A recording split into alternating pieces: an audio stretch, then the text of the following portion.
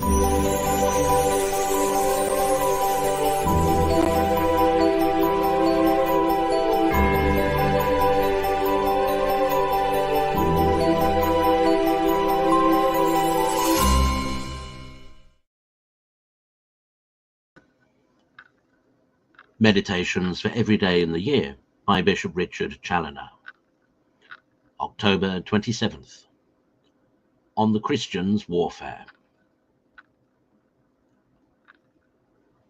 Consider first that the life of a Christian is a perpetual warfare, according to that of holy Job.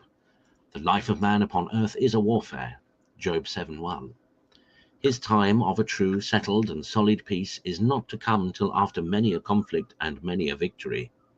He must fight his way to heaven against a set of cruel, deceitful, and obstinate enemies, who will never let him alone, either in life or death.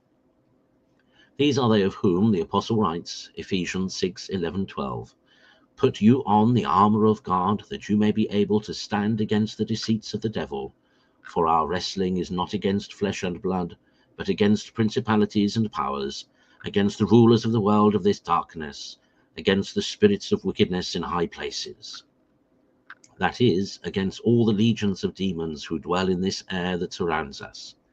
These wicked spirits mortally hate us, because we are created to fill up the places they have forfeited by sin, and therefore they never cease to employ 1,000 tricks and artifices, 1,000 snares and allurements, to draw us away from God into the pit of sin and damnation.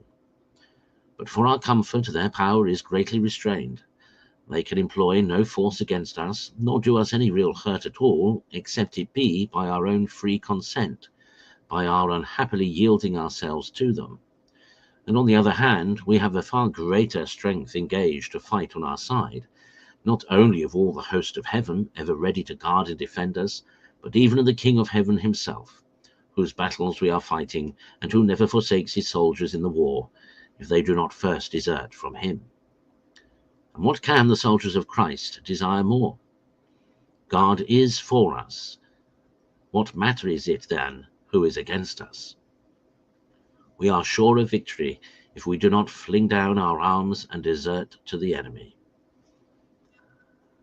Consider secondly, that the devil and all his wicked ones, knowing how little they can do against us of themselves, have unhappily engaged the world and the flesh to side with them as auxiliaries in this warfare. Upon these they depend more than upon all their own troops, and these in effect annoy us more and commonly do much more mischief to our souls than all those spirits of darkness. By the world we mean the whole collection of poor mortals who have been already deluded by Satan into the broad road of sin and perdition, and who have embraced, both in principles and practice, the wicked laws, maxims, and customs which he has introduced, and continually propagate them both by word and example. This is that world, the slave of Satan and the mortal enemy of the gospel of Christ, against which he so often pronounces his woes.